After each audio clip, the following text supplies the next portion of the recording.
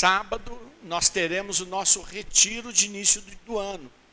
Vai ser um retiro para a gente fazer um compromisso com Deus, e um retiro também onde a gente começa um ano onde Jesus tem falado conosco, que é um ano de cura interior, de cura para os corações, de cura espiritual, e certamente o retiro vai caminhar por essa linha, iniciando por um compromisso. Vocês se lembram que eu falei a semana passada de escreverem um compromisso com Deus? Nós vamos começar o retiro com essa direção e depois vamos caminhar. O retiro começa às 9 horas da manhã e termina às 4 horas da tarde. Então dá para você ter o teu compromisso, seja na tua paróquia, seja com a tua família, e o almoço vai ser lá no Rainha da Paz. Então é das 9 às 16 horas, na Casa de Retiros Rainha da Paz, que fica ali no Jardim Novo Horizonte. E quem quiser fazer a inscrição, e deve fazê-la antes, pelo menos avisar que vai, pode pagar lá na hora, é R$50, é R$50 com o almoço, mas para a gente saber quantas pessoas e avisar a irmã, porque senão depois ela não faz comida para todo mundo. Então o número do WhatsApp para você fazer sua inscrição é 9911 36000. Então é 9911 360 00. Eu vou colocar esse número no nosso canal do YouTube, na pregação de hoje. Se você amanhã entrar no canal do YouTube do Grupo de Oração Filhos de Sião, para poder assistir, você já vai ter lá o telefone para você poder fazer a tua inscrição, dizer quantas pessoas são. Vou repetir, 9911 360 00. Então, ou então 99113 6000. É tudo a mesma coisa. Vamos ficar de pé, vamos louvar o Senhor, vamos bendizer o nome de Jesus, vamos pedir que hoje seja um dia muito especial, um dia de libertação, um dia onde o Senhor liberte o nosso coração. Estamos reunidos em nome do Pai, do Filho e do Espírito Santo. Amém. Fecha os teus olhos e pede para que o Espírito Santo visite o teu organismo todo. Deixa ele entrar na tua alma. Se ele quiser te trazer a lembrança de alguma situação dolorida, deixa ele levar, mas em vez de você ficar olhando e sofrendo, você fala: cura, Senhor. Uma perda, um rompimento,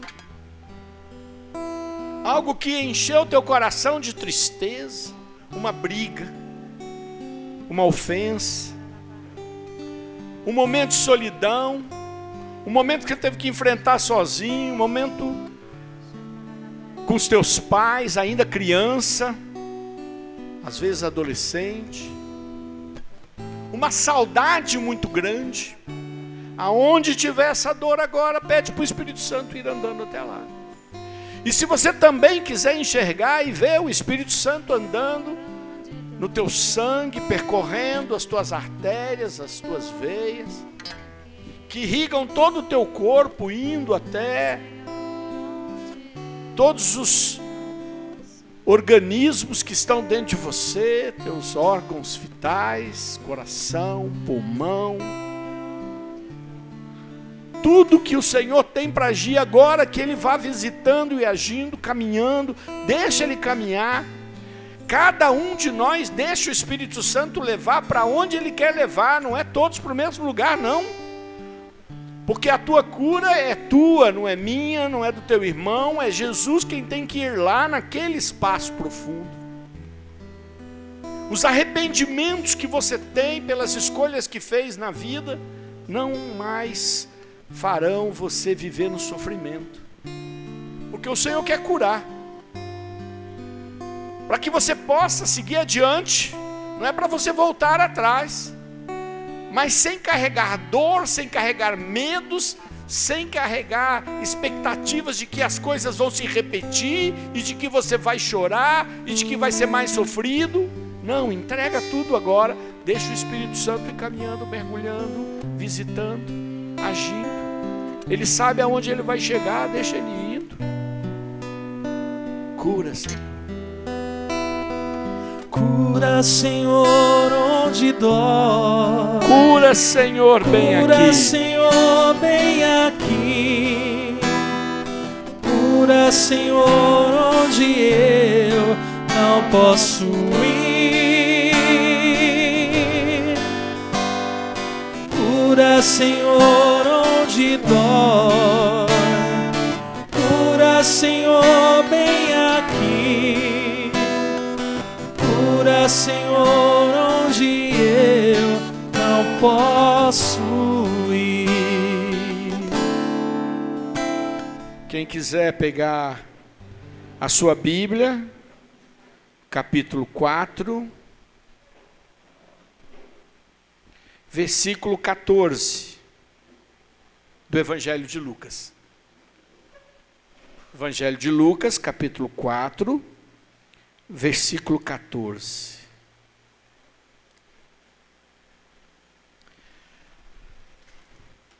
É interessante quando a gente pega o Evangelho de Lucas, que era médico, era mais letrado, se importava em dar uma certa cronologia no Evangelho, em pesquisar um pouco mais.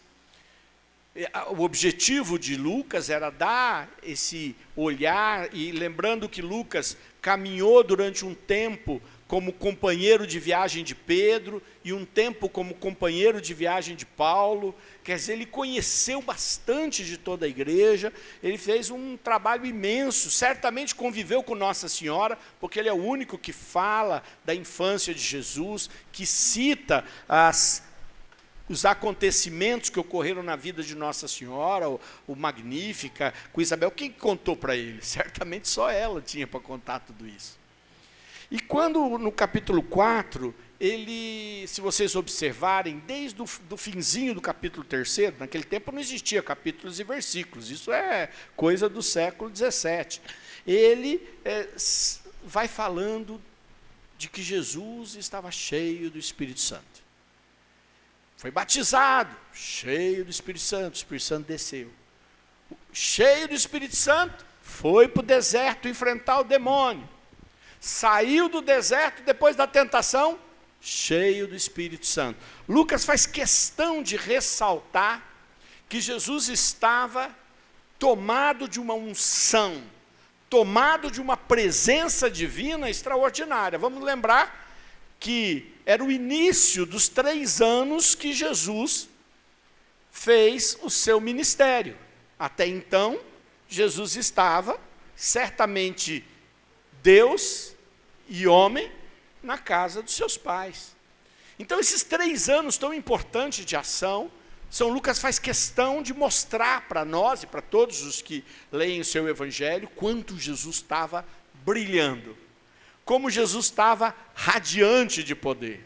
E a gente já vê isso no início do capítulo 14, ele vai falar isso antes também, mas ele diz assim: Jesus então, cheio da força do Espírito Santo, voltou para a Galileia, e a sua fama divulgou-se por toda a região. Ele ensinava nas sinagogas e era aclamado por todos. Dirigiu-se a Nazaré, onde se havia criado. Entrou na sinagoga em dia de sábado, segundo o seu costume, e levantou-se para ler. Foi-lhe dado o livro do profeta Isaías. Desenrolando o livro, escolheu a passagem onde está escrito: o Espírito do Senhor está sobre mim, porque me ungiu e enviou-me para anunciar a boa nova aos pobres, para sarar os contritos de coração, para anunciar aos cativos a redenção, aos cegos a restauração da vista, para pôr em liberdade os cativos, para publicar um ano de graça do Senhor. E enrolando o livro, deu-o ao ministro e sentou-se. Todos quanto estavam na sinagoga tinham os olhos fixos nele, e ele começou a dizer-lhes: hoje se cumpriu este oráculo que vós acabais de ouvir. Palavra do Senhor. Lucas vai mostrando que Jesus estava cheio do Espírito e começou a ir para Nazaré, região que ele conhecia. 30 anos viveu em Nazaré. Deve ter ido nas festas para Jerusalém, claro, era o costume, todo mundo tinha que ir, mas viveu lá. Lá ele conhecia tudo. Conhecia cada pedaço do lago, cada gruta, cada amigo. E ele foi parando nas sinagogas e foi realizando sinais, porque o povo o aclamava, o povo ficava impressionado. Impressionado com as suas palavras, impressionado com os milagres que o acompanhavam, e muitos que o conheceram deviam estar assim, meu Deus, o que aconteceu? Não é? Ontem ele estava aqui. Normalmente, boa pessoa, certamente uma pessoa que vivia bem com todos, mas agora, mais do que isso, agora ele está irradiando o Espírito Santo, está cheio de poder. E aí ele vai para Nazaré, uma cidadezinha minúscula, aonde certamente quando a pessoa espirrava o outro ouvia, tão pequena que era. E ele vai para a sinagoga. Ali naquela sinagoga todo mundo conhecia. E ele deve ter ido certamente todos os sábados. Já devia ser alguém diferenciado porque lia. A maioria não tinha condição de ler. Quem o ensinou a ler? José e Maria, porque não tinha outro jeito. E ele vai na sinagoga. O cara, chegou um filho da casa, que está famoso, que todo mundo só fala dele, e deu a leitura para ele da sinagoga. Jesus procura o texto. Um texto de Isaías, que fala do libertador. Um texto de Isaías atribuído primeiro a Ciro, o imperador da Pérsia, que libertou eles da escravidão. Mas um texto que só pode se realizar plenamente com uma libertação completa. E aí ele pega esse texto. Dá até um arrepio, porque parece, as pessoas que não gostam dele deveriam dizer assim, olha aí, que cara arrogante, dizendo que ele é o cara, né? Mas foi exatamente isso que ele fez. Porque Jesus não tinha o respeito humano. Ele nem é aquela pessoa que se sente coitadinho, que quer se rebaixar para ninguém ver, que quer ficar no cantinho, e nem é aquele que quer aparecer, que quer se mostrar. Ele apenas é. Porque não importava o que as pessoas pensavam. Ele sabia que em algum momento as pessoas iam gritar crucifica-o. Que em algum momento as pessoas iam rejeitá-lo. Que em muitos momentos as pessoas iam querer fazer dele um rei. Então ele não ligava para as opiniões, porque ele sabia que nenhuma delas era de fato quem ele era. E ali naquele momento ele então lê esse texto extraordinário de Isaías. E uma das partes que eu adoro muito na leitura de Isaías, eu gosto às vezes de ler lá no capítulo 61 de Isaías, que é onde está o texto que ele leu. E ele vai dizer, o Espírito está sobre mim, o Espírito me ungiu, e me ungiu para algo. Então, muitas vezes, a gente precisa ter a visão de que a gente pede o Espírito Santo não para nós mesmos, mas para algo que Deus tenha. Que a gente tem que pedir o Espírito Santo porque a gente não está nessa terra para olhar só para nós e para o nosso umbigo, para o nosso problema. Que Deus quer dar o Espírito Santo porque Ele sabe que nós fazemos parte de um projeto muito maior. Todo mundo aqui faz parte de um projeto muito maior. O Espírito Santo está esperando que você o peça e que Ele te unja, porque você faz diferença. Se não está fazendo, vai fazer. Diferença que não precisa ser mostrada como um influencer de milhões de seguidores. Não precisa de nada disso. Porque às vezes esse não está fazendo tanta diferença que Jesus queria que ele fizesse. Mas pode também. Que naquilo que Deus te deu, você tem um chamado. E você precisa do Espírito Santo para fazer diferença. Senão você começa a olhar só para o que você perdeu, porque não deu certo. Lógico, você vê as suas vitórias, mas não percebe que a coisa é muito maior do que você. O Espírito Santo quer estar em você, quer estar em mim, porque há uma obra de Deus nas nossas vidas. Fale para o seu irmão, há uma obra de Deus na sua vida, e é por isso que o Espírito Santo quer estar com você. Então faça favor de pedi-lo, não é mesmo? Jesus continua e diz assim: Ele me enviou para anunciar uma boa nova. Ele enviou para anunciar que todo mundo vai para o inferno? Ele foi ungido para dizer, ô bando de pecador que só faz coisa errada, olha teus defeitos, quer que eu conto? Esse. Tem gente que vigia o que você não está fazendo de direito, sabia? Se incomoda. Faz parte, porque certamente eu e você fazemos muitas coisas que não são as mais maravilhosas. Só que Jesus não veio para isso. Ele não veio para apontar o dedo para nós. Ele veio para dar uma boa mensagem.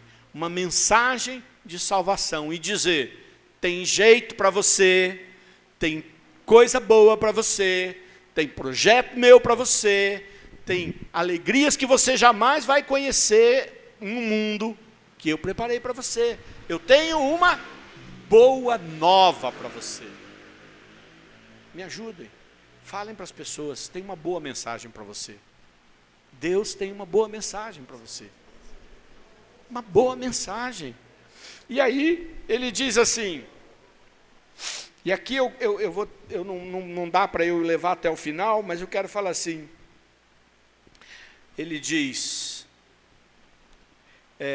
para anunciar porque ele me ungiu e me enviou a anunciar a boa nova, para sarar os contritos de coração e para anunciar aos cativos a redenção, aos cegos a restauração da vista, para pôr em liberdade os cativos. Isso significa, gente, não tem nada pior do que quando as pessoas, não existe sofrimento maior do que quando você se sente bloqueado, você se sente sem força, você se sente enfermo, você se sente limitado. É duro, não é? É duro. Pois Jesus está dizendo para nós, olha, eu vim para trazer liberdade para a tua alma, para você saber que eu sou aquele que te liberta, e que não há outro lugar que vai te dar libertação. Não existe outro caminho para a libertação. Eu estou aqui para fazer isso para os cativos, para os contritos. E aí entra uma diferença. Você pode ter vários cativos, mas nem todos contritos. Cativos, a maioria de nós acaba sendo nesse mundo. Contritos quer dizer aqueles que vão até o Senhor e dizem, eu preciso de libertação. Eu preciso da graça. Esta frase é o que faz a diferença entre um cativo e um cativo contrito, que olha para si mesmo e fala, preciso. Sabe quem não tem como ser salvo? Quem acha que não precisa. É aquele que diz assim, para a esposa, olha, eu vou, vai lá na igreja por mim. Ou fala para o marido, vai na igreja por mim, você está precisando. Né? Olha, eu tenho meus problemas, eu estou bem, você precisa ir melhorar.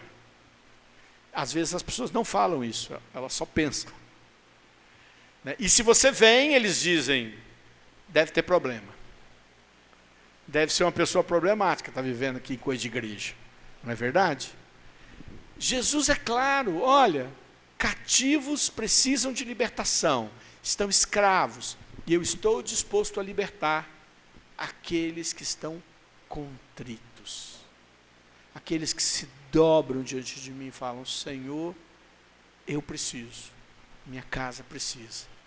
E aí, uma coisa é certa, é para isso que ele veio.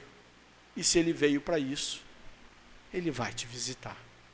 Ele não vai deixar o teu coração contrito sem se manifestar para mim, sem se manifestar para você. Mas você vai ter que ir lá. Falar, eu preciso. Eu preciso. Sinto que esse ano vai ser um ano da graça. O que ele acabou terminando a dizer. Eu vim inaugurar um ano da graça. Eu quero, eu tomo posse. Eu tomo posse, eu quero um ano da graça. Eu já quero um ano da graça. Já tive muitos anos da graça, mas eu quero mais um. Não é? E se precisa vir com um balde grande, estou pronto para trazer um balde grande para encher. Não vou vir com aquele copinho de café, não, que não cabe nada. Né? Vou vir com espaço. Pode encher, Jesus, que eu quero. Eu quero um ano da graça. Eu quero. Fala, eu quero um ano da graça. Eu quero. Se essa é a promessa de Deus, que Ele veio para isso, eu quero. Amém. Vamos participar do nosso retiro, vai ser uma bênção. A gente tem poucos retiros no ano, das 9 da manhã às 4 da tarde. Dá para você fugir dos teus problemas. É agora, nesse sábado, viu, gente? Eu não falei o dia, né? Falei? Nesse sábado aí, ó. Você está convidado, se não vem um, vem o outro. Venham rezar. Das 9 às 16, vai estar o telefone no nosso canal do YouTube para você pegar. Mas se não, você avisa para alguém, que avisa para alguém, que é só para a gente poder avisar quantas pessoas vão estar lá. Amém? Estivemos reunidos em nome do Pai, do Filho e do Espírito Santo. Amém.